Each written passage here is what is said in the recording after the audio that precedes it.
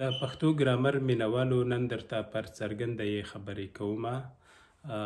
څرګنده یعنی چې څنګ په څنګ ټکي لري. مخکې موږ او تاسو په ساده یې نرمه یې معروفه یې خبرې وکړې.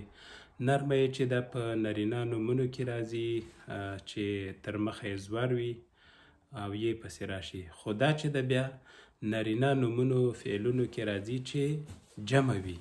اوس لکه نرمه یې کې سړی وو، ړې نه وروسته یې راتله ټکي نه ورکول کېدل. خو دلته چې سړي سو، منګي سو، ښکلي سو، په دې کلمو کې بیا څنګ په څنګ ټکي یې غواړي. دغه د نرمې یې او د څرګندې یې توپیر دی. نرمه یې په مفردو نومونو کې راځي نرینه، او څرګنده یې چې دا په جمع نومونو کې راځي. او بله خبره دا ده چې په څرګنده یې چې د په جمع فعلي صفتونو کې هم راځي، که فاعلي وي یا مفعولي وي، لکه تلونکي، پالونکي، ښوونکي. ګورئ په نرمه یې کې چې دا صفتونه مفرد وو، خو دلته جمع سوي دي. ته وایې چې تلونکي کسان، یا دوه ښوونکي، یا زموږ پالونکي. لکه ووایې چې مور او پلار زموږ اولني پالونکي دي. نو دلته څه کېږي؟ دوه کسان سو، یعنی مور او پلار سو. نو په همدې وجه چې دا پکې دغه راځي، جمع یې راځي. یا مثلا وایي لس ښوونکي، نو په همدې قاعدې سره نور هم تاسو اضافه کولی سئ، لکه تلونکي، پالونکي، ښوونکي په ځای منظمونکي، غوښتونکي،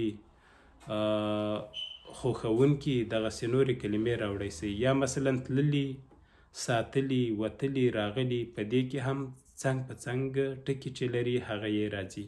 همدې تللي په ځای رسېدلي ولیکئ، ساتلي په ځای منلي ولیکئ، وتلي په ځای درېدلي ولیکئ، یا راغلي په ځای ځورېدلي ولیکئ.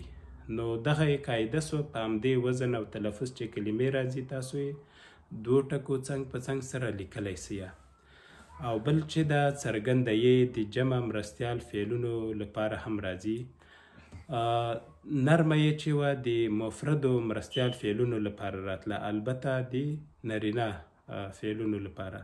خو څرګنده یې چې دا د جمع مرستیال فعلونو لپاره راځي، هغه که اصلي مرستیال فعل وي یا که بشپړان مرستیال فعل. لکه کړي دي، شوي دي. موږ کارونه کړي دي.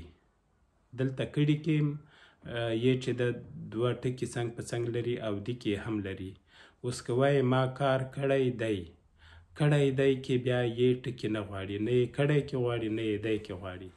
بیا که وایې چې ماشومان ویده شوي دي، شوي کې هم څنګ په څنګ یې راځي او دي کې هم راځي. خو که وایې چې ماشوم ویده شوی دی، بیا شوی او دی کې یې نه راځي.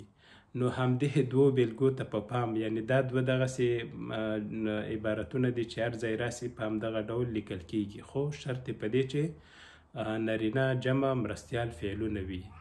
په دې څرګنده یې باندې به په بله ویډیو کې هم خبرې کوو چې په کومو نومونو کې راځي یا کوم حالات کې راځي، او ورپسې به ځینې نورې ویډیوګانې هم همدا ډول جوړوو. ښه وخت.